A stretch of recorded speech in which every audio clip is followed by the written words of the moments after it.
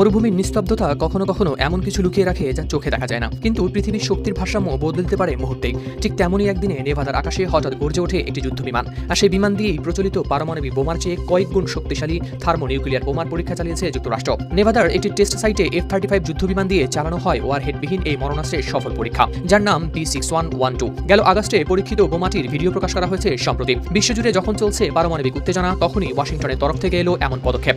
তারা এক বিবৃতিতে জানায়, যুক্তরাষ্ট্র সফলভাবে কোনো যুদ্ধাস্ত্র ছাড়াই একটি B6112 মডেলের কৌশলগত থার্মোনিউক্লিয়ার বোমার পরীক্ষা করেছে। 19 থেকে 21 আগস্ট পর্যন্ত সম্পন্ন হয় এই পরীক্ষা। পরীক্ষার অংশ হিসেবে মার্কিন যুক্তরাষ্ট্রের পঞ্চম প্রজন্মের F-35 যুদ্ধবিমান থেকে নিক্ষেপ করা হয় নিষ্ক্রিয় ওয়ারহেডযুক্ত এই বোমা। সাধারণত থার্মোনিউক্লিয়ার বোমা এক ধরনের হাইড্রোজেন বোমা, প্রচলিত পারমাণবিক বোমার চেয়ে কয়েকশো থেকে কয়েক হাজার গুণ শক্তিশালী হয়। বিস্ফোরণের সময় ফিউশন ও ফিশন দুই ধরনের বিক্রিয়া হওয়ায় এর তেজস্ক্রিয়তা অনেক বেশি। এর আগে 1952 সালে প্রথম এই হাইড্রোজেন বোমার পরীক্ষা চালায় যুক্তরাষ্ট্র।